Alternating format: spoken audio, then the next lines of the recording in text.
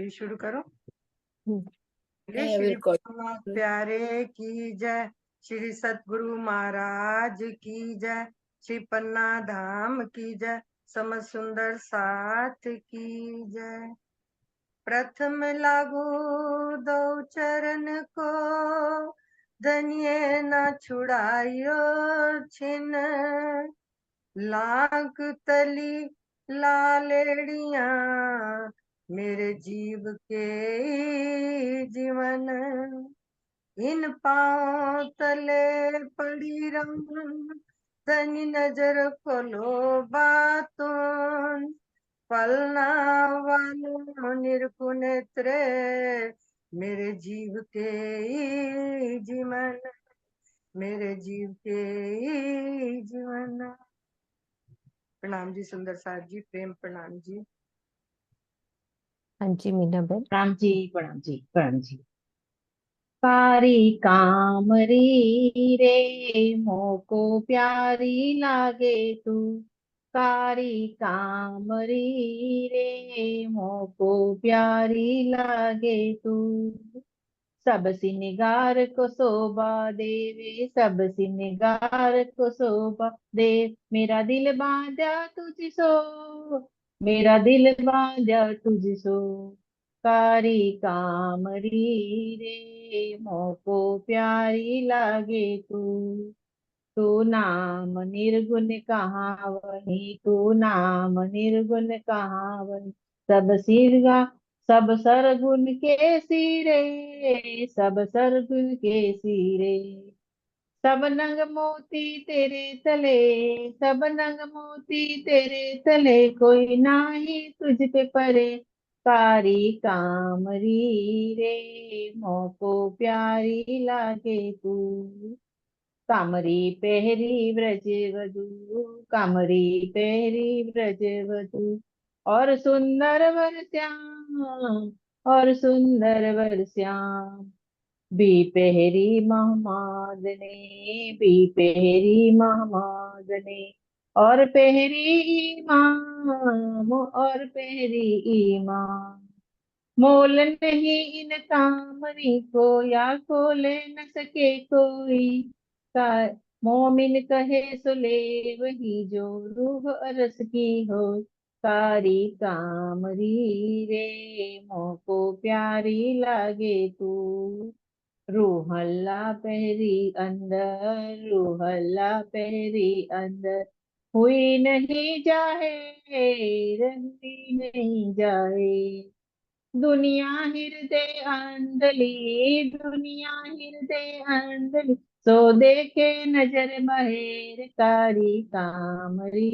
रे मोको प्यारी लागे तू, पट पेरे खाए चीखना, हे मुजविर सिंगार, हे मुजविर सिंगार, हगल जत आई मोमिनो तुम दिनी करो मुर्दार, कारी कामरी रे मोको प्यारी लागे तू, हमारे ताले मिने, हमारे ताले मिने, लिखे अल्लाह कलाम, लिखे अल्लाह कलाम, मोहम्मद कहे सब दूनी को, मोहम्मद कहे सब दूनी को, प्यारी हो सी तमाम, कारी कामरी रे मोको प्यारी लागे तू, कारी कामरी रे मोको प्यारी लागे तू, बोलो सी प्राणनाथ प्यारे की जय, सतगुरु महाराज की जय।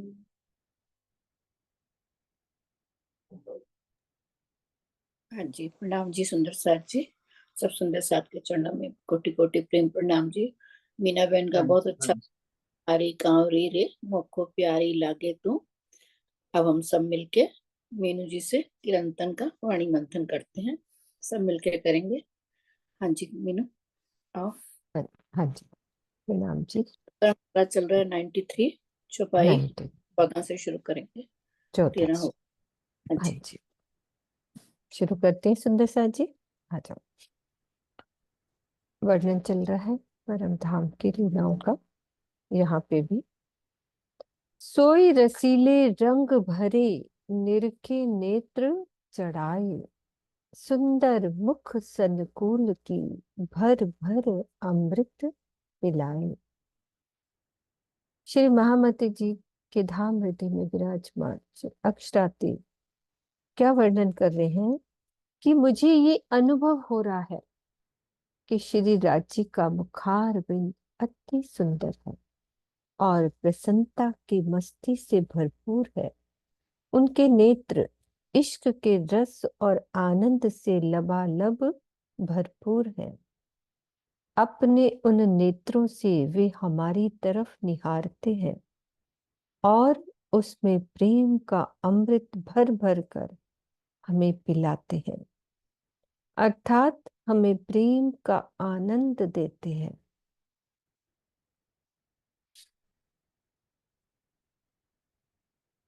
सोई कटाक्षे श्याम के, सींचत सुरत चलाए, बंके नैन मरोर के, दृष्टे दृष्ट मिलाए। प्रीतम के नेत्र तिरछे हैं, कटाक्षे, उनकी नजर भी तिरछी यानी प्रेममयी है। जब वो अपनी तिरछी नजरों से हमारे नेत्रों की ओर देखते हैं तो हमारी आत्मा उनके प्रेम रूपी अमृत से सिंचित हो जाती है, अर्थात प्रेम में मदमस्त हो जाती है।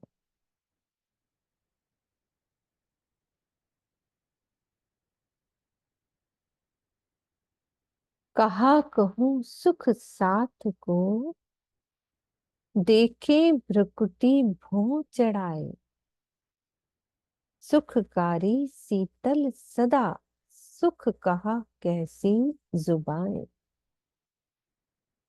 श्री राज्य की प्रेममयी तिरछी नजर हमेशा सुखकारी और शीतल होती है। जब वो अपनी भौं को टेढ़ा करके अति प्रेममयी दृष्टि से सुंदर साथ को देखते हैं तो उस समय सुंदर साथ को इतना अधिक सुख प्राप्त होता है कि उसका यहाँ की जुबान से वर्णन नहीं हो सकता।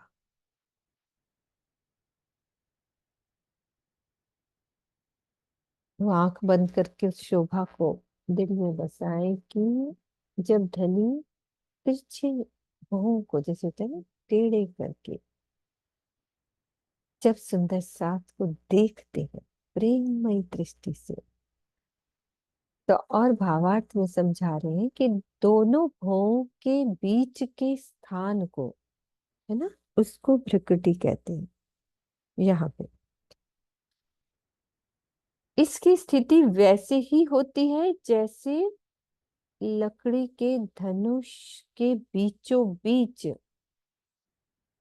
बाण रखने वाले स्थान की होती है। धनुष होता है ना, उसमें बीच में बिल्कुल सेंटर में जब बाण रखते हैं ना, वो वाली बात। तो जिस नेत्र से प्रेममयी तीर चलाया जाता है उसकी तरफ से भ्रुकुटी तक का हिस्सा कुछ टेढ़ा हो जाता है। ये नेत्र हो गए, ये बाण, तो ये बाण चलाया जा रहा है ना, तो ये भ्रुकुटी भी टेढ़ी हो जाती है। तो सब इसे ही भ्रुकुटी भौं चढ़ाए कहते हैं। अगर ये भावार्थ ना होता तो कुछ ये भाव आ सकते थे, बिल्कुल नहीं। है ना। अर्थ पढ़ो जरा, देख अर्थ पढ़ के नहीं आ रहा हम्म, बिल्कुल वो भाव। हाँ, तो उन्होंने भ्रकुटी का पहले वर्णन किया कि भ्रकुटी हम्म, कहते किसको है, और फिर वो टेढ़ी भाव कैसे ले सकते हैं कि जैसे धनुष होता है, धनुष के बीचों बीच, है ना, जो उसकी जो तार होती है ना, धनुष होगी ये वाली भ्रकुटी, उसकी जो हम्म, बीच वाली तार होती है ना, जब जहाँ वो तीर उसको लग। खींचते हैं, ऐसे ही हम्म, हम भाव लें कि राजी जब अपनी नजरों को यहाँ जब भौएं यूं करते होंगे तो टेढ़ी करके बड़ी अदाओं से जब रूहों को देखते होंगे तो कितना प्रेममयी तीर छोड़ते होंगे। हम यहाँ पे भी सुंदर साथ को अपन बैठे हैं ना, जैसे कि एक सुंदर साथ को प्रेममयी भावों से जब नजरों से देखा जाता है ना, तो वो रूह यहाँ पे ही हम सुंदर साथ ही उस प्रेम में का, जैसे कभी बबीता जी थी प्रेम से बोलती हैं तो उनके जो प्रेम के वचन बाण की तरह लगते हैं, तो वो भी घायल हो जाते हैं। सुनीता दी जब चितवन कराती है तो वो बाण चलते हैं प्रेम के, चाहे नेत्रों की हो जुबान से हो। अभी भों की बात चल रही है तो बाण तो चुभते हैं, यहाँ पे हमको लग जाते हैं सुंदर साथ के, तो धनी के तो बात ही छोड़ो है ना सरस्वती जी? बहुत अच्छा। मतलब वो अब कोशिश ये कर रहे हैं कि प्रैक्टिकली किसी तरह इनको बताऊं मैं। अब वो मतलब बता, उन्होंने तो देखा है ना, तो उन्होंने तो हमें देखा। तो अभी शब्दों में हम ले रहे हैं उस चीज को, उसी चीज को हम भाव में ले रहे हैं। तो यदि हम्म, चितवन में आ जाए वही वाले भाव, जैसे अब चांदनी चौक का ही वर्णन चल रहा है, हम्म, तो हम चांदनी चौक पे बैठ जाए, ठीक है। उस हम्म, लाल वृक्ष की जो शोभा का वर्णन चला, तो नीचे उस चबूतरे पर बैठते हैं, कितने कुर्सी सिंहासन लगे हैं, तो राज्य के पास बैठ जाए, सामने बैठे तो कैसे प्रेममयी बाण चलते होंगे। तो वही भाव ले सकते हैं ना अंदर से। तो राय जी डुबोना चाहते हैं हमको, और क्या। लोग कहते हैं। सूक्ष्म स्वरूप ने सुंदरता, उन्मद सारे अंग, बराबर एकई भांत के, और कई विध के रस रंग। श्री राजी का स्वरूप अति सुंदर और त्रिगुणातीत सूक्ष्म है। उनके सभी अंग प्रेम की मस्ती से भरे हैं। सभी अंगों की सुंदरता समान रूप से बराबर है, बराबर एक ही भांत के, अर्थात किसी भी अंग की सुंदरता कम या अधिक नहीं है। उनके अंग अंग में अनेक प्रकार के इश्क और आनंद के रंग भरे पड़े हैं। किरण दीदी यही मेरे को कहती थी कि किरंतन जब शुरू होता, कहती किरंतन में आपको पूरी स्वरूप साप का सार मिलेगा। जैसे देखो अब इसमें पूरी लीला, सागर श्रृंगार, पूरे नेत्रों का वर्णन चल रहा है, उनके तीरों का, हर चीज मिलेगी किरंतन में। रज्जी ने उनके दिल में पहले भर दिया था ना। हाँ, हम्म, तो ये नहीं, बहुत आनंद आएगा। एक दूजे के चित्त पर चाल चले माहो माही,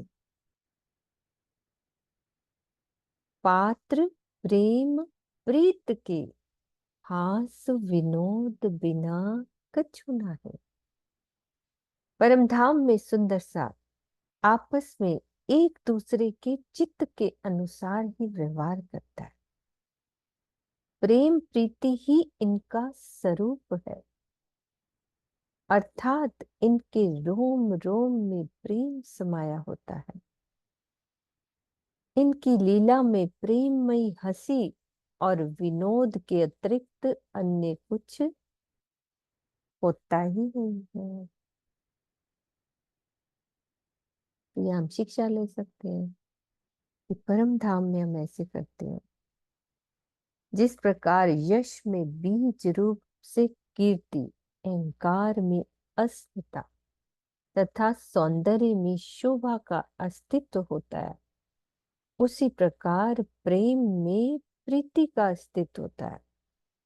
परम धाम की हंसी और विनोद को लौकिक रूप से नहीं देखना चाहिए। इसका वास्तविक अनुभव ब्रह्मी अवस्था में आने पर ही होता है।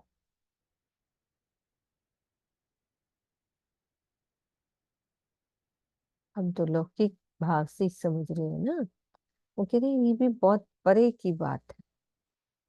परम धाम की हंसी और विनोद,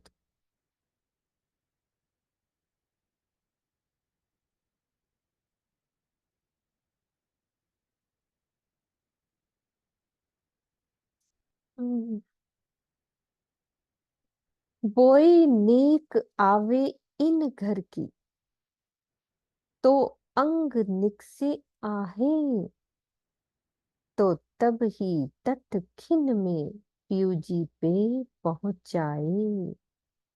यदि ऐसे परम धाम की थोड़ी सी भी सुगंध आ जाए, अर्थात थोड़ा भी अनुभव हो जाए, तो हृदय से निकलने वाली विरह की एक ही आह में आत्मा शरीर को छोड़कर अपने प्रीतम के पास पहुंच जाए।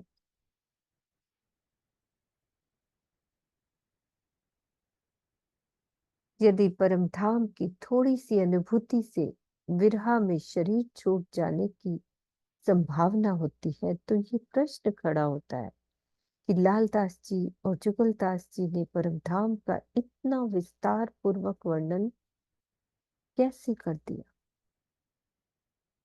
यदि ये कहा जाए कि धनी के हुक्म से वैसा वर्णन करवाना था, इसीलिए शरीर को सुरक्षित रखा गया, तो ये भी शंका पैदा होती है कि अनेक परमहंसों ने परम धाम का दीदार तो किया, किंतु उसे लेखनी में बद नहीं किया।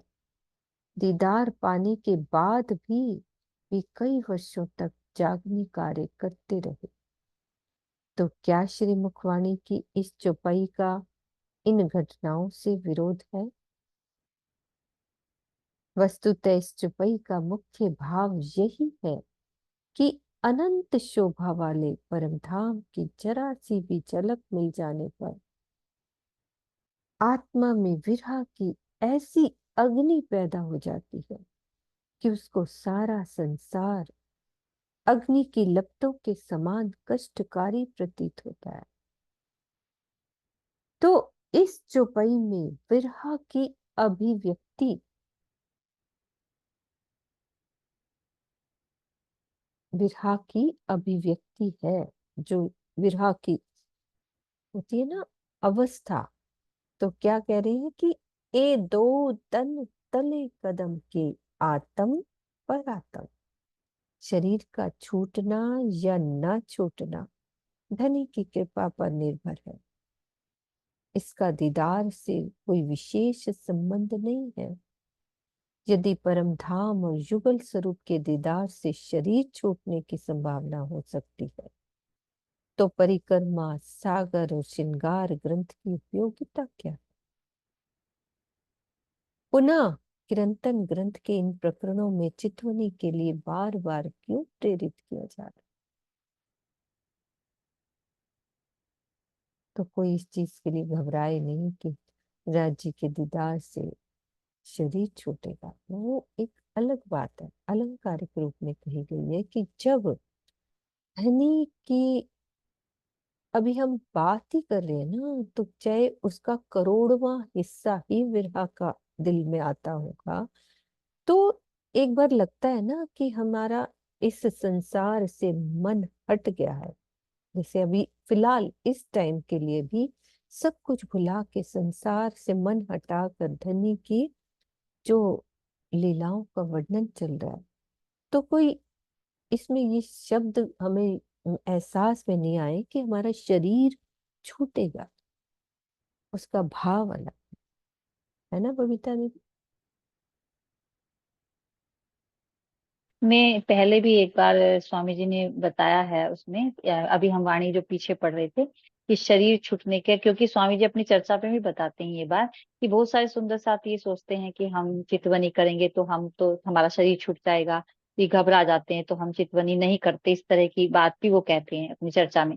तो यहाँ पे शरीर छूटने का भाव जैसे आपने मीनू जी बताया वही है कि शरीर छूटने का भाव यही है कि संसार से जो हम संसार में जो डूबे हुए हैं ना पूरी तरीके से, यहाँ के सुखों में, यहाँ के इसमें, तो वहां से मोह छूट जाना, वहां से अब मन हट जाता है संसार से।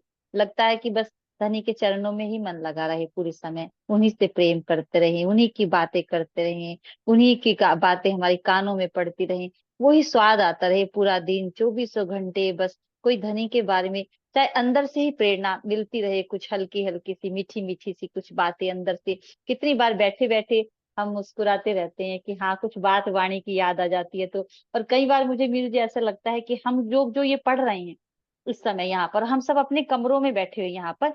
तो मुझे सचमुच ये भाव आता है कि जैसे धनी सचमुच यहाँ पर हमारे घरों में आ गए हैं, आ गए हों, जैसे सबके घरों में इस समय, मतलब वो हर एक के सामने बैठे हैं और ये सारी बातें बता रहे हैं। मतलब मुझे कितनी बार ये अनुभूति होती है अंदर से, जैसे धनी स्वयं बोल रहे हैं ये बात, ये कह रहे हैं ये बातें जितनी भी सारी बोल रहे हैं। और जो ये बिल्कुल सच बात है कि शरीर छूटने से यहाँ पे संसार से मोह को हटने की बात है। ये शरीर तो जब राज्य चाहे ये तो अभी छुड़ा दे बैठे बैठे, इसमें कोई इतनी बड़ी बात है नहीं इसके छूटने, ये तो एक अलग बात है, सच बात तो ये। प्रणाम। बिल्कुल लाल जी, वो धन्य।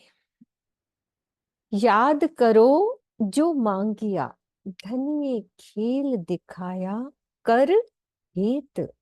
श्री महामत कहे महबूब के, सुख में हो सावचेत। श्री महामत जी कहते हैं कि हे साथ जी, आप उस प्रसंग को याद कीजिए जिसमें आपने परमधाम में धनी से माया का खेल मांगा था। धनी ने हमारी इच्छा पूरी करने के लिए बहुत लाड प्यार से ये खेल दिखाया है। आप अब इस बात के लिए सावधान हो जाइए कि इस माया में बैठे बैठे प्रीतम के अखंड सुखों का अनुभव करना है। बस ये सावधान हो जाइए कि सुख में हो सावचेत। हमारे लिए धनी ने ये आज बड़े प्रेम भरी बात करी है धनी ने कि हम सावधान हो जाए, हर चीज से सावधान रहे कि कब माया हमें प्रहार करने के लिए खड़ी है। नहीं, उससे दूर रहना है, सावधान हो जाना है। हमने यहीं बैठे बैठे प्रीतम के अखंड सुखों का अनुभव करना है। तो प्रकरण 93 93 चौपाई 1340। चलते हैं प्रकरण 94 की तरफ। राग श्री गौड़ी। सुनो साथ जी सिरदारो, एक की जो वचन विचार। देखो बाहिर माहे अंतर, लीजो सार को सार जो सार। 3 बार सार आया। तो श्री मामती जी कहते हैं कि हे प्रमुख सुंदर साथ जी, सिरदार सुंदर साथ जी, मेरे इन वचनों को जागृत बुद्धि से विचार कीजिए। आप अपने अंदर बाहर एवं उससे भी परे अखंड परम धाम को आत्मिक ज्ञान की दृष्टि से देखिए और इन सब के सार रूप तारतम, उसके भी सार जागनी और उसके भी सार धनी के स्वरूप की पहचान कीजिए। तो 3 सार हैं। पहले वाला सार तारतम, पहले तो कह रहे हैं कि पिंड और ब्रह्मांड से परे अखंड परम धाम को आत्मिक ज्ञान की दृष्टि से, और फिर तारतम और उससे उसके भी परे सार जागनी और उसके भी परे सार धनी के स्वरूप की पहचान कीजिए। तो अभी और क्लियर करते हैं। यद्यपि वायदुत की दृष्टि से सुंदर साथ में कोई प्रमुख नहीं होता, किंतु इस जागनी ब्रह्मांड में जिनके अंदर ईमान, इश्क और इल्म है तथा जिन्हें जागनी का विशेष उत्तरदायित्व सौंपा गया है, उन्हें ही प्रमुख सुंदर साथ कहा गया है। तो ये बात क्लियर करिए कि सार को सार जो सार है, कैसे हम किन से भावों से क्लियर कर सकते हैं। लिखा है उन्होंने, सबसे पहले तो ये पिंड ब्रह्मांड से परे अखंड परम धाम को आत्म दृष्टि से देखिए। फिर कह रहे और इन सब के सार, इन सब के सार रूप तारतम, ये वाणी जो पढ़ रहे हैं सब का सार ही है। फिर उसके भी सार जागनी, एक तो वाणी पढ़ ली हमने कथनी, फिर जागनी किसको कहते हैं? फिर उसके विसार धनी के स्वरूप। हाँ जी शीतल दीदी कुछ बोल रहे थे वो। मुझे बस ऐसा लग रहा है कि जैसे इसमें कहा गया है कि पहले तारतम वाणी को खुद से मंथन करके अपनी आत्म जागृति करे। कदम। हाँ, आत्म जागृति ही सबसे पहला जैसे काम है। फिर उसके बाद जागने का कार्य करने के बाद उस धनी, मतलब आत्म जागृति के बाद धनी की पहचान, धनी की शोभा, धनी का सब कुछ मार्फत की सब बातें हकीकत मार्फत के स्वरूप के पहचान करके अपने अंदर भर लीजिए। मुझे तो वो यहाँ ये चितवन लग के रहा है। द्वारा फिर ये चितवन है, ये चितवन चित्तवन में। है ना। हाँ जी बाकी नरेश जी भी बोल रहे हैं। हाँ जी नरेश जी, तो सुनीता दीदी बोलेंगे। प्रणाम जी। वैसे तो जो शीतल जी ने बोला वो भी अ, बात आज के संदर्भ में, क्योंकि सभी वाणी पढ़ रहे हैं। और उसके बाद फिर जागनी, अपनी आत्म जागृति इसी वाणी के थ्रू देवतार्थम आया। और उस फिर वाणी को पढ़कर और उस वाणी को मंथन करके धनी के स्वरूप। ये तो हो गया लीजो सार को सार दो सार। आज मैं टीका पढ़ रहा था सरकाश्री वाला भी वाणी में, उसमें भी ये बात आई प्रकार कलश गुजराती में से। तो उन्होंने कहा कि तारतम जो सबसे पहले तारतम श्री धनी देवचंद जी को आया, उसको उन्होंने उसको बोला कि तारतम आया। फिर तारतम का जो सार है जो किया उन्होंने, वो जो जागनी हुई वो महामती जी के थ्रू हुई, श्री प्राणनाथ जी के थ्रू। तो वो उसका सार, तभी तो कहते हैं ना कि देवचंद जी के तन में ब्रिज रास और जागनी की थी, और जागनी की सुध नहीं थी, क्योंकि जागनी की लीला प्राणनाथ जी के थ्रू हुई थी। तो 313 आत्माएं जो उन्होंने जगाई में थी वो भी सब बार वापस फरामोशी में चली। तो वो तारतम तो आया उनके थ्रू, और सारा परम धाम भी उन्हें दिखता था, सब कुछ था। लेकिन आ, जागने की जो वो देनी थी, जागने की लीला प्राणनाथ जी के थ्रू होनी थी। तभी तो दूसरे जामे में कहा गया कि शाम में। और फिर उसका भी सार, फिर वो जब कुलजम वाणी आ गई और फिर उसके बाद उसमें निज बुद्ध और सारी पांचों शक्तियां आ गई, तो उसके सार से धनी के स्वरूप की पहचान हुई। तो इसलिए वो सरदार, जो सखी सरदार है, उनको कह रहे हैं, सुनो जी सरदारो एक कीजो वचन विचार, देखो बाहर माय अंतर। बाहर माय अंतर तो बता दिया, पिंड और ब्रह्मांड सभी बार। लीजो, लीजो सार को सार दो सार, तुम अब तारतम का सार दो, फिर तारतम से जागने का सार दो, और फिर उसका भी सार धनी के स्वरूप की पहचान करो, और 25 पक्षों में अपनी आत्मा को विचरण करो। प्रणाम हाँ जी। जी प्रणाम जी। सुनीता दीदी हैंड रेस नीचे कर लिया उन्होंने। हाँ जी सुनीता दीदी, मुझे लगता है आप हो गया, आप कह रहे हो। हाँ, हो गया। सुंदर साथ जी ने बता दिया। ठीक है। पर एक जैसे मेरे दिल में एक और भी बात आ रही है, ऐड ऑन करना चाहूंगी मैं कि यहाँ पे वही, एक तो वही जो जैसे अभी बताया सुंदर साथ ने, एक यहाँ पे चौथे पांचवें और छठे दिन की लीला को भी ले सकते हैं हम कि सार का सार का सार। सार जैसे तातन धनी देवचंद जी के तन से उतरा, तो एक सार तो वो हो गया, 6 चौपाइयां जो उतरी वो पूरी वाणी का सार है। और एक सार हो गया कि उसका जो विस्तार हुआ वो पांचवें दिन की लीला में महामती जी के तन से, इंद्रावती की आत्मा उनके तन से हुआ, तो वो सार का सार हो गया। और फिर सार का सार उस छठे दिन की लीला जो महाराजा छत्र साल से शुरू होती है, फिर ब्रह्म मुनि जो हमारे परमहंस हुए और सुंदर साथ हुए, जिन्होंने आत्म दृष्टि से उस परम धाम को देखा। और देखने का मतलब स्वरूप श्रृंगार, सार का सार का मतलब यही है कि एंड में चितवन में, प्रेम में चितवन में राज्य के स्वरूप श्रृंगार को ही देखना है। तो इस तरह से चौथे पांचवें और छठे दिन की लीला का वर्णन भी इसको समझ सकते हैं। हाँ जी बिल्कुल।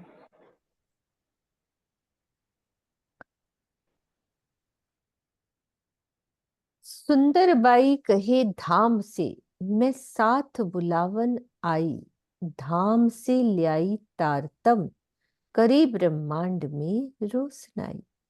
श्री श्यामा जी कहती हैं कि मैं परमधाम से सुंदर साथ को बुलाने के लिए आई हूँ। मैंने परमधाम से तारतम ज्ञान का उजाला लाकर इस ब्रह्मांड में अखंड ज्ञान का उजाला कर दिया है। तो सुंदरबाई और श्यामा जी को अलग अलग मानना श्री मुखवाणी के विपरीत है। ये मान्यता पुराण संहिता की देन है, जिसमें कहा गया है कि स्वामिनी वासना साक्षात आविष्टा सुंदरी मना। पुराण संहिता 34 अध्याय 43 उनकी जो होगी चौपाई। यथार्थ में प्रकाश हिंदुस्तानी का ये कथन पूर्णतया मान्य है, जिसमें कहा गया है कि सुंदरबाई श्यामा जी नाम मत्तु मेहता घर अवतार। इस प्रकार सुंदरबाई नाम श्यामा जी का सिद्ध होता। सो सुंदरबाई धाम चलते जाहिर कहे वचन, आड़ी खड़ी इंद्रावती कहे मैं रह ना सकूं तुम बिन। सदगुरु धनी श्री देवचंद जी ने अपने पंच भौतिक तन का त्याग करते समय ये बात प्रत्यक्ष में कही थी कि मेरी राह में इंद्रावती की आत्मा खड़ी है। वो कह रही है कि इस संसार में मैं आपके बिना नहीं रह सकती। तो राह में खड़े होना एक मुहावरा है जिसका अर्थ होता है प्रतिरोध करना। यहाँ बाह्य अर्थ लेना उचित नहीं है कि वो बीच में खड़े होके रो करे। वो ये समझा रहे हैं स्वामी जी कि इसका ये अर्थ नहीं है। उसका अर्थ है कि भाई इंद्रावती कह रही है कि मैं आपके बिना नहीं रह सकती, वो विरह में है। दई दिलासा बुलाए के मैं लई सिखापन, रू अल्लाह के फुरमान में लिखे जामे दोए तन। सदगुरु धनी श्री देवचंद जी ने मुझे बुलाकर सांत्वना दी और समझाया। महामती जी कह रहे हैं कि उन्होंने मुझे बुलाया और समझाया। मैंने उनके द्वारा दी हुई सिखापन को ग्रहण किया। सदगुरु धनी श्री देवचंद जी ने बताया कि कुरान में लिखा हुआ है कि श्यामा जी 2 तनों में विराजमान होकर लीला करेंगी। लिखे जामे दोए तन। मूल स्वरूप बीच धाम के खेल में जामे दोए, हरा हुल्ला सुपेत गुदरी कहे रू अल्लाह के सोए। परमधाम में श्यामा जी का मूल तन तो एक है, किंतु इस जागनी ब्रह्मांड में उन्हें 2 तनों में लीला करनी है। तो कुरान में कहा गया है कि पहले तन का वस्त्र हरे रंग का होगा और दूसरे तन का वस्त्र श्वेत रंग का होगा। हरा हुल्ला सुपेत गुदरी। भावार्थ, हरा रंग परमधाम के ऐश्वर्य तारतम ज्ञान के अवतरण का प्रतीक है।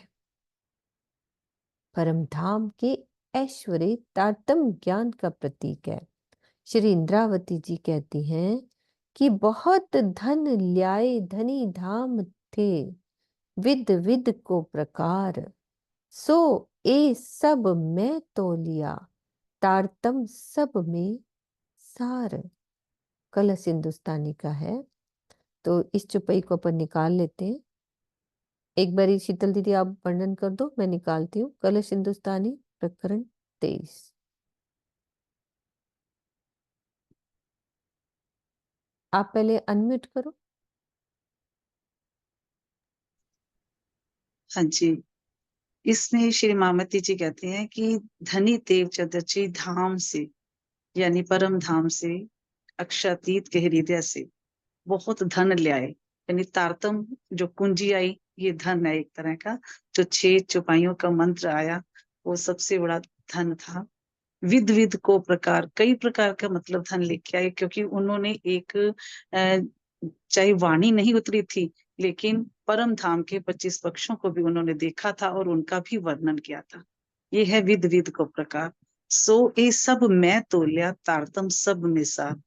अब उसको यही लग रहा है कि सो ए सब मैं तोल्या, तारतम सब में सार, यानी ये तारतम वाणी ही परम परम, ये ब्रह्म ज्ञान है। जैसे ये मुझे ऐसे लग रहा है कि इसमें ये कहा गया कि ये तारतम वाणी जो उतरी, या जो ये सार आया, ये परम धाम के 25 पक्ष आए, तो ये ही सबसे बड़ा ज्ञान है, ब्रह्म ज्ञान है। मैं पढ़ मुझे लेती ऐसे हूँ लग ये रहा है। वाला अर्थ। बाकी हाँ हाँ जी बिल्कुल, कोई बात, पढ़ लेते जी हैं अपन अर्थ इसका। बहुत धन ल्याए धनी धाम थे, विध विध के प्रकार, सो ए सब मैं तो लिया, तारतम सब में सार। धाम धनी परम धाम से अनेक प्रकार का बहुत सा धन लेकर आए। जब मैंने उसका मूल्यांकन किया तो तारतम ज्ञान ही सबका सार तत्व निकला। परम धाम की शोभा लीला आदि का ज्ञान, एकत्व, आनंद, प्रेम आदि अनेक प्रकार के आध्यात्मिक धनों का भंडार लेकर धाम धनी स्वयं आए हैं, किंतु बिना तारतम के किसी भी अन्य धन की प्राप्ति नहीं हो सकती। इसीलिए तारतम को सभी धनों का सार कहा गया है। तो इस वाणी को सभी धनों का सार किया, क्योंकि इसमें सारी शोभा लीला, ज्ञान, एकत्व, आनंद, प्रेम, सब प्रकार के आनंदों का, आध्यात्मिक धनों का भंडार हमारी इस वाणी में है ना। तो इसमें पूरा प्रकरण ही यही है। आगे पढ़ लेते हैं ना। तारतम का बल कोई न जाने, एक जाने मूल स्वरूप, मूल स्वरूप के चित्त की बातें तारतम में कई रूप। तो तारतम ज्ञान की महिमा ही बता रहे हैं कि मूल स्वरूप श्री राज्य के अतिरिक्त अन्य कोई नहीं जानता। अक्षरातीत के हृदय में प्रेम, आनंद, ज्ञान, सौंदर्य, एकत्व आदि के जो सागर उमड़ा करते हैं, वे ही तारतम वाणी के कथनों में अनेक रूपों में ज्ञान दृष्टि से प्रकट हुए हैं।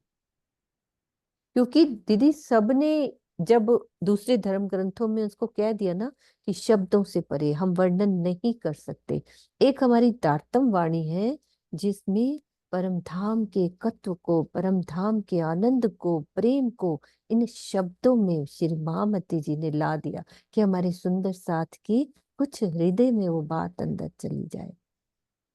तो शब्दों में वर्णन कर दिया परम धाम की बातों का, है ना, यही बात है।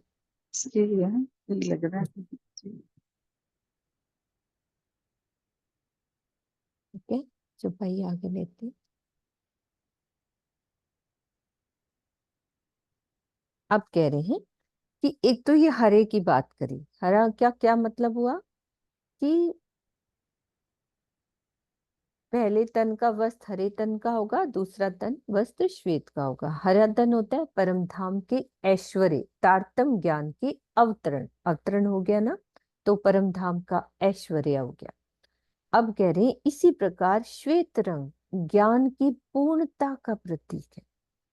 संसार के सभी रंगों को मिलाने पर श्वेत रंग बनता है। इसी प्रकार संसार के सभी धर्म ग्रंथों का सारभूत रहस्य जिस ब्रह्मवाणी में निहित है, उसे अवतरित करने वाले स्वरूप को श्वेत रंग से दर्शाया गया है। तो उस स्वरूप को हरा हुल्ला सुपेत गुदरी, कहे रू अल्लाह के सोए। क्लियर हो गया ना दोनों रंग, और धनी श्री देवचंद्र जी और प्राणनाथ जी। हदीसों भी यूं कहा, आखिर ईसा बुजरक, इमाम ज्यादा तिन से, जिन सबों पहुंचाए हक। हदीसों में भी ऐसा कहा गया है कि वक्त आखिरत यानी क्यामत के समय ईसा रू अल्लाह श्यामा जी की बहुत महिमा होगी, किंतु उनसे भी अधिक महिमा आखरुल इमाम मोहम्मद मेहंदी साहबुज़्ज़मा यानी श्री प्राणनाथ जी की होगी। यही स्वरूप सबको सच्चिदानंद परब्रह्म की पहचान कराएगा। तो ये हदीसों में लिखा गया। तो मोहम्मद सले ने हदीस में लिखा है, अब वो उसका वर्णन कर रहे हैं स्वामी जी कि क्या लिखा है हदीस में, कि मेरे बाद नबुवत नहीं है, केवल एक अहमद बुखारी शरीफ अवतरित होंगे। वहां बैकेतुल्ला यानी बाकी रहने वाले एवं हुज्जतुल्ला दिव्य तर्कों से पूर्ण है। उनकी वाणी की कोई काट नहीं होगी।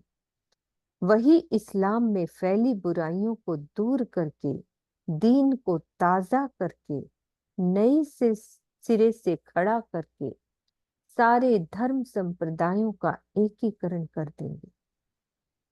अतः इनकी महिमा अनंत है। आखरुल इमाम मोहम्मद मेहदी साहिब श्री जी साहिब या मोहम्मद साहिब ही हैं जिन्होंने 2 जामे में जागनी लीला करके सबका एकीकरण किया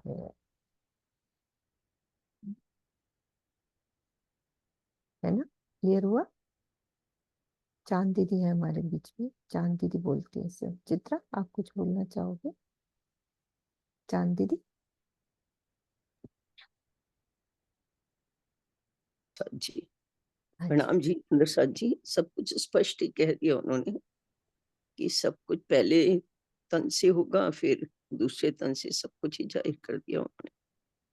मेरे को तो ये समझ में आ रहा है। हाँ, हदीस में जो उन्होंने पूरा बता भी दिया कि हदीस बता में भी अभी दिया किसी ने उन्होंने। रेज हैंड किया था, हैंड रेज किया था ओप्पो ना नाम, किसी ने? ओप्पो नाम से था कोई, हाँ ओप्पो। जी, ओप्पो के दोबारा कर सकते हो, मैं खोल दूंगी सुंदर सा जी। हम्म, हाँ जी, हाँ जी, बोलो दीदी। जी बस मैं तो यही कह रही थी कि इसको एक बार दोबारा पढ़ लीजिए। हाँ जी, एक हाँ बार जी। और पढ़ लेते। हाँ, दोबारा पढ़ लेते आराम से, उसका भावार्थ दोबारा पढ़ लेते।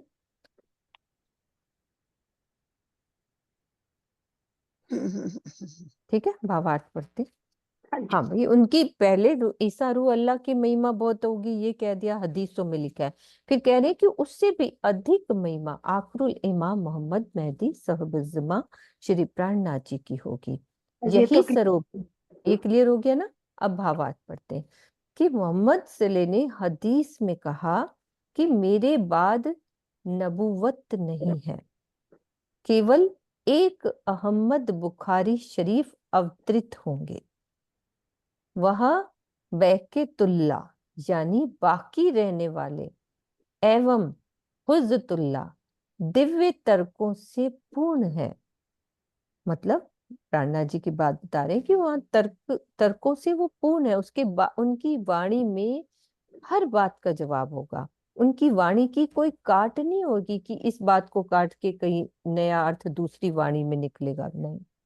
वही इस्लाम में फैली बुराइयों को दूर करके दीन को ताजा करके यानी नए सिरे से खड़ा करके सारे धर्म संप्रदायों का एकीकरण कर देंगे। अतः इनकी महिमा अनंत है। आखरुल इमाम मोहम्मद मेहदी साहिब श्री जी साहिब या मोहम्मद साहिब ही हैं जिन्होंने 2 जामे में जागनी लीला करके सबका एकीकरण किया है। ठीक है? ठीक है। ठीक है दीदी। खासी गिरोह के बीच में, हाँ जी सुनीता दीदी आप बोलो। मैं ये कह रही हूँ हरिद्वार का प्रसंग भी याद आता है ना, वहां भी तो हम्म, उन्होंने यही किया ना। तभी तो तभी विद्या कर रहे विजन हैं। बुद्ध निष्कलंक अवतार साहिब में सारे धर्मों के लोग आए थे, लेकिन कोई उनकी काट नहीं कर पाया। मतलब उनकी बिल्कुल। जैसी वाणी जो उन्होंने सबका उत्तर दिया, पहले धैर्य पूर्वक सबको सुना और फिर सब धर्मों का एकीकरण करके किस तरह से उन्होंने जवाब दिया। तो वो प्रसंग हिंदुओं के लिए वो वाला प्रसंग भी याद आ रहा था। बिल्कुल बिल्कुल बिल्कुल। खासी गिरोह के बीच में आखिर इमाम खावंद होए, ए जो लिखिया फुरमान में रूह अल्लाह के जामे दोए। कुरान में लिखा है कि श्यामा जी 2 तनों को धारण करेंगी और आखरुल इमाम मोहम्मद मेहदी साहिब ब्रह्म सृष्टि और ईश्वरी सृष्टि के अंदर सच्चिदानंद पर ब्रह्म के रूप में माने जाएंगे।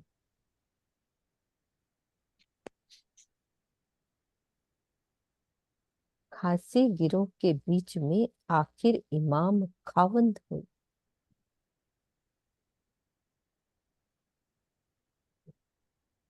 सो भी गया बानी में ये तो कुरान में कहा। अब वो कह रहे हैं कि भी कया बानी में 5 स्वरूप एक ठौर, फुरमान में भी यूं कया कोई नाही या बिन और।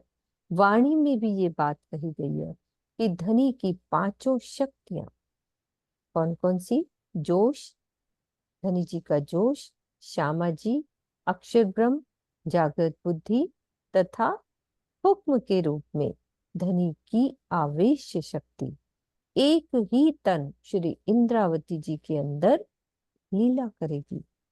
कुरान में भी इन 5 शक्तियों का वर्णन सूरा नास में लिखा गया है। कुरान में ये बात स्पष्ट रूप से कही गई है कि इनके अतिरिक्त अन्य कोई भी हादी पूज्य नहीं होगा। तो इस चौपाई में बानीय शब्द से तात्पर्य हिंदू धर्म ग्रंथों, पुराण संहिता, माहेश्वर तंत्र और बुद्ध गीता आदि से है। जो बानी आया है ना शब्द, भी कया बानीय में। ओके। यद्यपि इन ग्रंथों में स्पष्ट रूप से ये नहीं लिखा कि पर ब्रह्म की 5 शक्तियां एक तन में होगी, किंतु संपूर्ण ग्रंथ के सार तत्व का विवेचन करने पर ये बात स्पष्ट हो जाती है कि कुरान में 5 शक्तियों के एक तन में लीला करने का वर्णन है।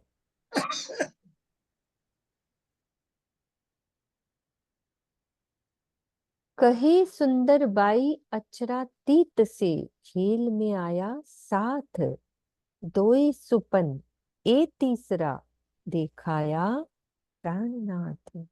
श्यामा जी क्या कह रही हैं कि अक्षरातीत के परम धाम से सुंदर साथ खेल में आया हुआ है। धामधनी श्री प्राणनाथ जी हमें ब्रिज और रास का सपने का खेल, तत्पश्चात जागने का ये तीसरा खेल दिखा रहे हैं।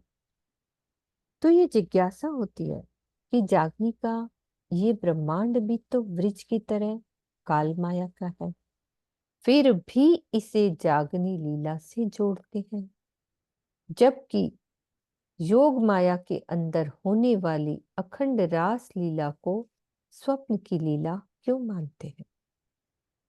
तो इसका उत्तर दे रहे हैं कि योग माया का ब्रह्मांड नूरी एवं त्रिगुणातीत होते हुए भी स्वप्न के समान इसीलिए माना गया है क्योंकि रास में हमें परमधाम के बारे में कोई जानकारी नहीं थी। जागनी लीला यद्यपि स्वप्न के ब्रह्मांड में हो रही है, फिर भी ब्रह्मवाणी के अवतरित हो जाने के कारण यहाँ सुंदर साथ परमधाम के सुखों का रसास्वादन कर रहा है। इसीलिए इसे जागनी का ब्रह्मांड कहते हैं। एक एक बात में से क्वेश्चन ढूंढ लेते हैं स्वामी जी, फिर उसका उत्तर देते हैं कि ऐसा क्वेश्चन आ सकता है। कहे फुरमान नूर बुलंद से खेल में उतरे मोमिन, खेल 3 देखे 3 रात में चले फजर इनका इजन। कुरान में लिखा है कि परमधाम से माया का खेल देखने के लिए मोमिन अवतरित हुए हैं। रात्रि के 3 हिस्सों में इन्होंने 3 खेल देखे। ज्ञान दृष्टि से प्रातःकाल हो जाने पर संसार पर इनका ही हुक्म चलेगा। खेल 3 देखे 3 रात में। अब उसको क्लियर कर रहे हैं। कुरान में अम पार 30वें पारे सूर कद्र 17 इन्ना अंजुल्ला फी लैल तुल कदर एक माँ अदरा कमाले लुतुल कदर लैल तुल कदर ला खैस्म मिन अलिफ शहर, ये लिखा हुआ है पूरा। नजुल मलोई कतु विरहु फिया बी इजिन रबहीम मिन कुल आमीन ला सलामुन का फतिये हता मत लइल फजिर 5 में वर्णित है। पूरा लिख दिया उन्होंने कुरान का कि इन्ना इंजुल्ला हो फिल, इसमें रूहों और फरिश्तों यानी ईश्वरी सृष्टि का इस नश्वर जगत में आना वर्णित है। तो लैलतुल कदर इस प्रकार की लंबी रात्रि के 3 तकरार हैं, 3 हिस्से हैं, ब्रिज, रास और जागनी। जिसको जिस तन से अक्षरातीत की पहचान होगी उस पर उसका हुक्म चलेगा ही। क्या भाव है इस बात का? 3 तकरार तो समझ में आ गए कि ब्रिज, रास और जागनी। ऊपर आया ना चौपाई में, 3 खेल 3 देखे 3 रात में, चले फजर इनका इजन। मेन ये बात समझनी है, ठीक है। अब भावार्थ में लिख रहे हैं कि जिसको जिस तन से अक्षरातीत की पहचान होगी उस पर उसका हुक्म चलेगा ही। क्या भाव है? हाँ जी चांदी, कुछ जी आ रहा है दिल मैं में? ये कह रही थी कि एक बार इसको दोबारा पढ़ें, ऊपर से ही पूरा पढ़ें। अच्छा, हम्म, मेन तो ये कुरान की बात हाँ लिखी है एक उन्होंने, बार है ना। अर्थ भी दूर यहाँ उसका से पढ़ें। अर्थ पढ़ लेती हूँ मैं कि हम्म, कुरान में लिखा है कि परम धाम से माया का खेल देखने के लिए ब्रह्म मुनि मोमिन अवतरित हुए। कहे फुरमान नूर बिलंद से खेल में उतरे मोमिन। अब रात्रि के 3 हिस्सों में इन्होंने 3 खेल देखे, है ना। 3 ही देखे ना, ब्रिज, रास और जागनी। हम्म, ज्ञान दृष्टि से प्रातः काल हो जाने पर संसार पर इनका ही हुक्म चलेगा। चले फजर इनका इज़न। हम्म। मैं मतलब कुछ बताऊं किन? जहाँ तक मुझे हाँ समझ बोलो, में आ रहा तभी है। कह रही हूँ, हाँ तभी कह रही हूँ, बोलो। मुझे जो थोड़ा सा समझ में आ रहा है, हो सकता है पता नहीं मैं ठीक हूँ कि नहीं, मुझे लग रहा है हम्म, कि लैलतुल कदर की जो 3 रातें बताई उन्होंने, मतलब ब्रिज बचपन का है, और रास किशोरावस्था का है, मतलब जिसको जवानी का कह सकते हैं, और जागनी रास को बुढ़ापे का बोलते हैं अपन। क्यों बोलते हैं? क्योंकि जागनी रास में सारा ज्ञान अवतरित हो गया, कुछ भी बाकी नहीं रहा। ब्रिज में तो आधी नींद, पूरी नींद में थे, रास में हम आधी नींद में थे, जागनी रास में सब कुछ आ गया। अब ये कह रहे हैं ज्ञान दृष्टि के प्रातः काल हो जाने पर, मतलब जो रूहें होंगी जब जागनी रास में, उनको सब कुछ स्पष्ट हो जाएगा। तो अब ना एक चीज ना, सरकार भी ऐसा बोलते थे, मुझे ध्यान आ रहा है जहां तक, कि अब जो है ना परम धाम की ब्रह्म सृष्टियां यहाँ पर इस संसार में आ चुकी हैं। तो अब किसी और अवतार की जरूरत नहीं है, क्योंकि पहले कहते ना, एक कंस हुआ तो उसको कृष्ण मारने के लिए आए, एक रावण हुआ तो मारने के लिए राम आए, लेकिन अब तो घर घर में रावण और कंस हैं। तो अब ना उन सबको समाप्त करने के लिए ब्रह्म सृष्टियां आ चुकी हैं। तो अब जागनी पूरा, मतलब पूरा ज्ञान ही अवतरित हो गया है। अब किसी और अवतार की जरूरत नहीं है, क्योंकि ब्रह्म सृष्टियां क्या करेंगी कि जितना भी अन्याय है ना, क्योंकि अन्याय भी तो कितना हो रहा है आजकल सब तरफ, तो ब्रह्म सृष्टियां अब देखो, हम देख भी रहे हैं कि प्रेम फैलाएंगी। और प्रेम से क्या होता है कि पापियों को नहीं मारा जाता, पाप ही दूर कर दिया जाता है।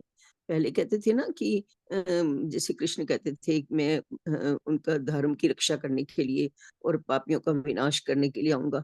लेकिन यहाँ पर तो अब जो ब्रह्म सृष्टि आई है ना, वो प्रेम के द्वारा उनके पाप को ही नष्ट कर देंगी।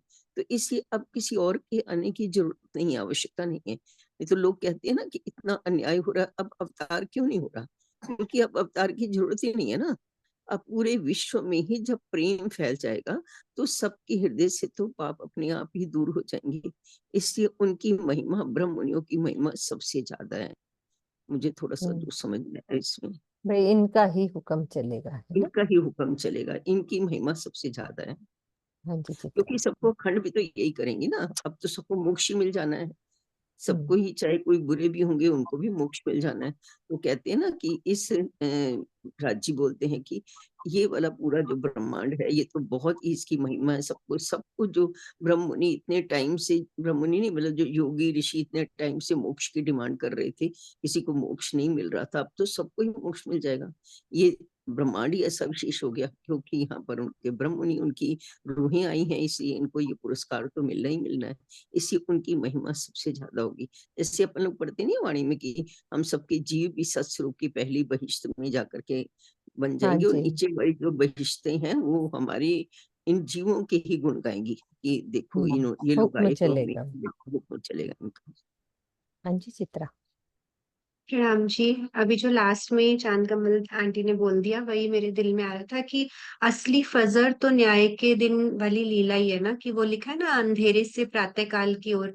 तो वही जो फजर है जब अज्ञानता पूरी मिट जाएगी, क्योंकि यहाँ रहते रहते अज्ञानता मिट ही नहीं सकती है। तो एक वही सुबह जो न्याय के दिन वाली सुबह होगी, जब पूरा ज्ञान का प्रकाश हो चुका होगा। और फिर वही जो अभी आंटी ने एक्सप्लेन किया कि जब हम सब ब्रह्मंगनाओं के राज्य कहते हैं कि सबके तुम जीवों को अखंडता मिलेगी और फिर तुम्हारे स्वरूपों को ये संसार पहचानेगा।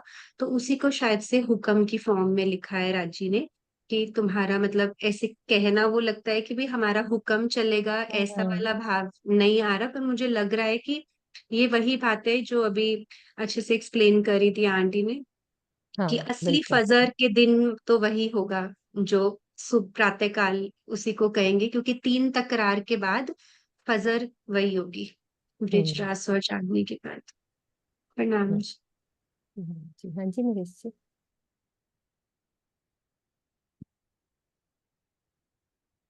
हाँ जी, वही ऑलमोस्ट जो लास्ट में उन्होंने बोला और फिर चित्रा ने भी बोला, वो थोड़ा कंफ्यूजिंग था जो भावार्थ में लास्ट की लाइन, अदरवाइज तो क्लियर है। खेल देख तीन देखे तीन रात में, चले फजर इनका इधर। फिर मोमिनों ने लैलतुल कदर तीन ब्रिज रास और जागने का देख के, और फिर क्योंकि मोमिन जागृत हो जाएंगे तो चले फजर इनका इधर, फिर इनका ही हुक्म चलेगा, क्योंकि यही बाकी ब्रह्मांड को अखंड करेंगे, ये शोभा ब्रह्मनियों को मिलेगी। तभी तो पहली बिस्त में इनको अखंड, पहले इनके जीवन को पहली बिस्त में, जो लास्ट लाइन पे था ना वो थोड़ा कंफ्यूज हो रहा था ना। अब इसमें ये आ गया कि जिसको जिस तन से अक्षरातीत की पहचान होगी उस पर उनका हुक्म चलेगा।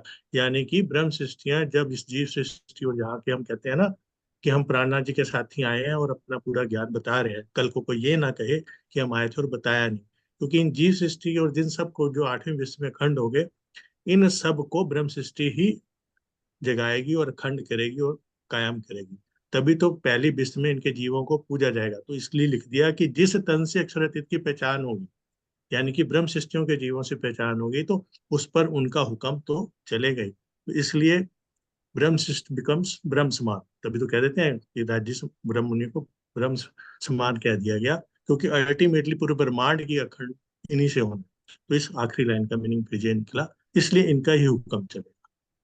तो इसको, इसे हमारे लिए झंझोड़ने वाली बात कि हम ब्रह्म सृष्टि हैं और ब्रह्म खंड करेंगे, हम कहाँ खड़े हो रहे हैं, हम कहाँ स्टैंड करते हैं, हमारी रहनी क्या है। बिल्कुल बिल्कुल। स्वामी जी इसीलिए बार बार और ये कहते हैं ना बार बार कि ये एक हमें सुई चुभोई जाती है कि तुमसे इतना बड़ा काम दिया जा रहा है, तुमने इतना बड़ा काम करना है। हम हैं कौन, हम अपने आप को अंदर हम है झांक कौन। अपने आप को पहचानो। ओ धनी। यो विद विद दृढ़ कर दिया, दे साख धनी फुरमान, अपनी अकल माफक कहे कहे मुख की बान। इस प्रकार सदगुरु धनी श्री देवचंद्र जी ने कुरान की साक्षियां देकर अनेक प्रकार से दृढ़ कर दिया। उन्होंने अपने मुखार बिंद से अपनी समझ के अनुसार संक्षिप्त रूप में कुरान की बातों को स्पष्ट किया। सदगुरु धनी श्री देवचंद्र जी के अंदर जागृत बुद्धि अवश्य विराजमान थी, लेकिन अक्षर ब्रह्म की आत्मा मोहम्मद के न होने से कुरान का विशिष्ट ज्ञान होना संभव नहीं था। ये कार्य दूसरे जामे में मेड़ता से प्रारंभ हुआ। इत मोहम्मद को मिल चले, तब अहम्मद पाया सिताब, ईसा और मोहम्मद मिले, मारे दज्जाल सिताब। इस चौपाई के तीसरे चरण में कथित अपनी अकल माफक का यही भाव है। ये बी तक की चौपाई है, वो नहीं लिखी हुई, फिर भी क्लियर कर दो। हाँ जी पूनम, आप प्रेजेंट कर रहे थे, आप बोल दो। नाम दीजिए सब सुंदर सा। कोशिश करो इस चौपाई को। और मोहम्मद मिले मारे दज्जाल किताब। मतलब इसमें बता रहे हैं देव जल के अंदर श्यामा जी को पहले थे ही, हम्म। फिर बाद में नेरते से जब प्राणनाथ जी ने जब जागनी शुरू करी तो ईसा भी उनके अंदर आके बैठ गए, श्यामा जी भी हम्म। आकर राज्य भी थे, तो दोनों ने मिलकर फिर दज्जाल को खत्म कर दिया। मतलब फिर जागने के काम में आगे बढ़े और सारे प्रमाण वगैरह सबके साथ को जगाया। राज्य श्यामा जी दोनों करके उनके अंदर विराजमान हो गए और दज्जाल लगता। हम्म। थोड़ी आवाज करती है चांद दीदी, आप बोल दो। हाँ जी, प्रणाम जी।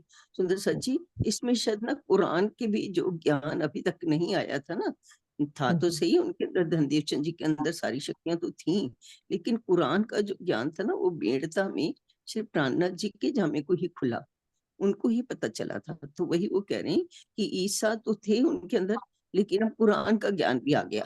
जब कुरान का ज्ञान आ गया तब वो अहमद, उनका खिताब जो है अहमद बन गया, वो अहमद हो गए, मतलब पूरे स्वरूप ही आ गए उनके अंदर। तो ईसा और मोहम्मद दोनों मिल गए। ईसा के तो पहले ही थे, अब मोहम्मद। कुरान का कहने का मतलब ये है कि कुरान और पुराण दोनों मिल गए, तो फिर उन्होंने दज्जाल को समाप्त कर दिया, जल्दी से समाप्त कर दिया।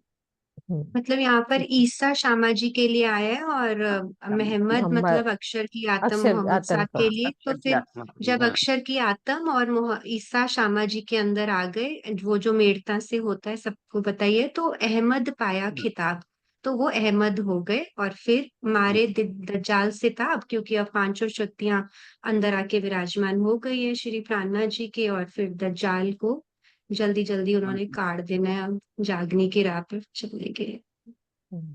हाँ जी मेरे हाँ जी, यही बात थी, वो चित्रा ने बोल दी कि किस तरह से वो मेड़ता में ये कार्य हुआ, कि मेड़ता में कार्य जब हुआ। इन्होंने सुना, भांग सुनी थी हम्म। एक मस्जिद से, तो फिर वो हम्म। आत्म अक्षर की आके मोहम्मद साहब की बैठने से पांचों शक्ति, और फिर ये सारे कुरान के निशान भी उनको। कुरान के सारे भेद खुल गए। और हाँ, एक चीज और मुझे पहली वाली भी याद आ रही थी, जो अभी पीछे आया ना कि भी हम हुक्म चलेगा हमारा, तो उसमें वाणी में एक चौपाई आती है, जो जो सुध तो जो सुध दो तुम दोनों को तो चले तुम्हारा हुक्म। जब ब्रह्म सृष्टि यहाँ पे हम सब दूसरों को सुध देंगे, तुम उसी प्राणा जी की मतलब कहते होते पहचान, थे स्वामी जी यही बोलते थे कि तब तुम्हारा सबसे ज्यादा हुक्म। राजी कब खुश होते हैं, जब तुम हम्म, जागनी करते हो तो अपने को तुम्हारा आगे नहीं हुक्म। रखना, नहीं।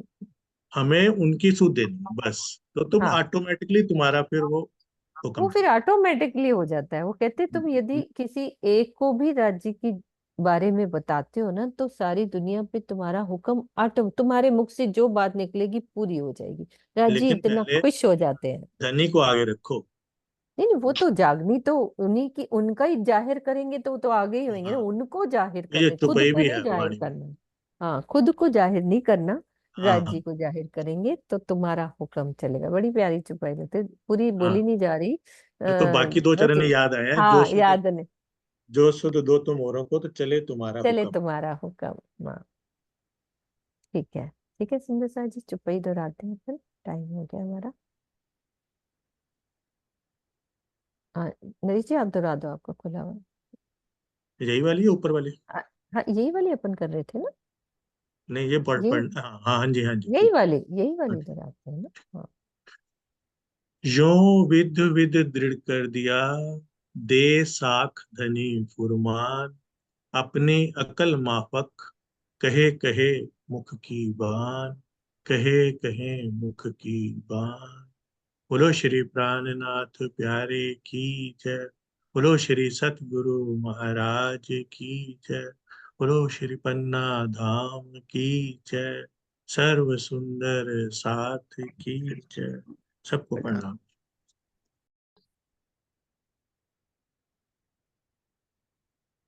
कि सखी कैसे कहूँ मोहे लाज लगे, सखी कैसे कहूँ मोहे लाज लगे। मैं तो पी से नैना मिलाए आई रहे, मैंने लाज का घूंघट खोल दिया रे, मैंने लाज का घूंघट खोल दिया। पिया जीत गए मैं हार गई, गई सखी, कैसे कहूँ मोहे लाज लगे।